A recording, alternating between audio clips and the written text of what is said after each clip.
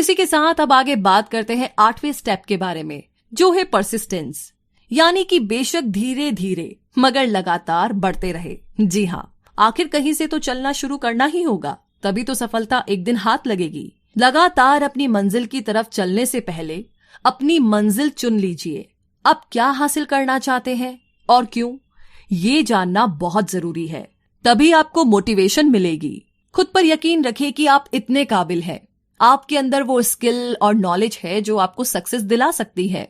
अपने लिए एक सही प्लान तैयार करें। जो इस प्लान में आपकी मदद कर रहे हैं, उन साथियों के साथ अच्छा रिलेशन मेंटेन करें। अपनी विल पावर को परख लें, फिर अपने प्लान पर फोकस करें। और सबसे पहले ना जरूरी है कि अपने मन का डर भगा दे। जो डरता है वो कुछ नहीं कर पाता। और वैसे भी कितने सारे लोग हैं जो एक बड़े ब्रेक के इंतजार में बैठे हैं। कोई मनपसंद जॉब या बिजनेस अपॉर्चुनिटी उनके लिए एक बड़ा ब्रेक हो सकता है, लेकिन ऐसे लोग डिसअपॉइंटेड रहते हैं।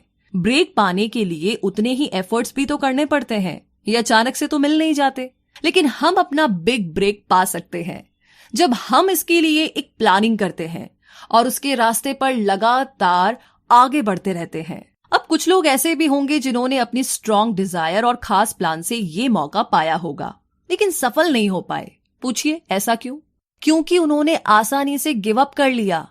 एक बार फेल होते ही उन्होंने हार मान ली और प्लान ही छोड़ दिया। मगर ये हार तो टेम्पररी थी। इस बात को तो वो भूल गए कि हार का एक ही जवाब है और वो है आगे बढ़ते रहना।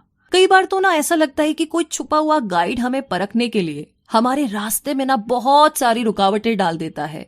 हमारी हार हमारी विल पावर को परखने का बस एक तरीका है। जब आप बिना रुके लगातार आगे बढ़ने की आदत बना लेते हैं तो हार कभी भी आपके रास्ते की रुकावट नहीं बनेगी। फिर जो कुछ भी आपने सोचा है उसे पूरा करके ही रहेंगे। तो बस यूं ही आगे बढ़ते रहिए। और आगे हम भी आगे बढ़ते हैं 9वें स्टेप की तरफ, जो है पावर ऑफ मास्टरमाइंड। एक कहावत है कि नॉलेज इज पावर, मगर सिर्फ इसके दम पर अकेले आप अमीर नहीं बन सकते। आपकी नॉलेज तभी पावर बनती है जब इसे अपने गोल को पाने के लिए इस्तेमाल किया जाए। मास्टरमाइंड ऐसे लोगों का ग्रुप होता है जो आपकी नॉलेज को बढ़ा सकते हैं ताकि वो आपकी पावर बन सके। इन लोगों की इच्छा और मकसद वही होता है जो आपका है। इस बात को हम इलेक्ट्रिक बैटरी से समझते हैं। एक सिंगल बैटरी थोड़ी सी ही एनर्जी देगी, लेकिन जब एक से ज्यादा बैटरी हमारे पास हो तो हमें लंबे समय तक उनकी एनर्जी मिलती रहेगी। ऐसे ही जब आपके पास मास्टरमाइंड ग्रुप होता है तो आपकी ताकत कई गुना बढ़ जाती है और इनकी मदद से आप अपनी कमजोरियों को भी दूर कर सकते हैं। अपनी कॉरपोरेशन बनाने से पहले हेनरी फोर्ड भी एक गरीब, अनपढ़ और इग्नोरेंट इंसान थे, लेकिन उन्होंने अपना बिजनेस ऐसे 50 भरोसेमंद लोगों के साथ मिलकर चलाया जो उनके मास्टरमाइंड थे। उन्होंने थॉमस एडिसन के साथ भी दोस्ती रखी थी। फोर्ड ने अपने इन भरोसेमंद और महान दोस्तों के साथ बहुत ही मिलनसार और सहयोगी रिश्ता बनाए रखा।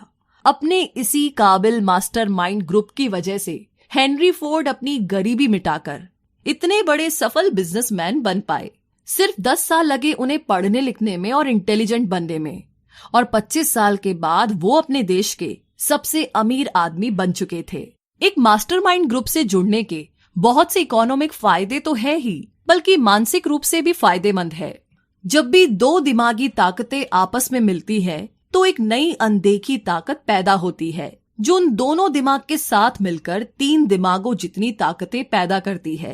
तो जाहिर है कि एक ग्रुप में जब इतने दिमाग होंगे तो वो एक अकेले दिमाग की ताकत को भी बढ़ा देंगे। कुल मिलाकर के कहे तो 2 दिमाग एक अकेले से ज्यादा बेहतर सोच सकते हैं। अगर ग्रुप के लोगों के बीच अच्छा वर्किंग रिलेशनशिप है तो वे मिलकर के किसी भी इंडिविजुअल से ज्यादा अचीव कर सकते हैं। वे मिलकर के कमाल कर सकते हैं, क्योंकि एक अकेले इंसान की तुलना में उनकी ताकत कई गुना बढ़कर होती है।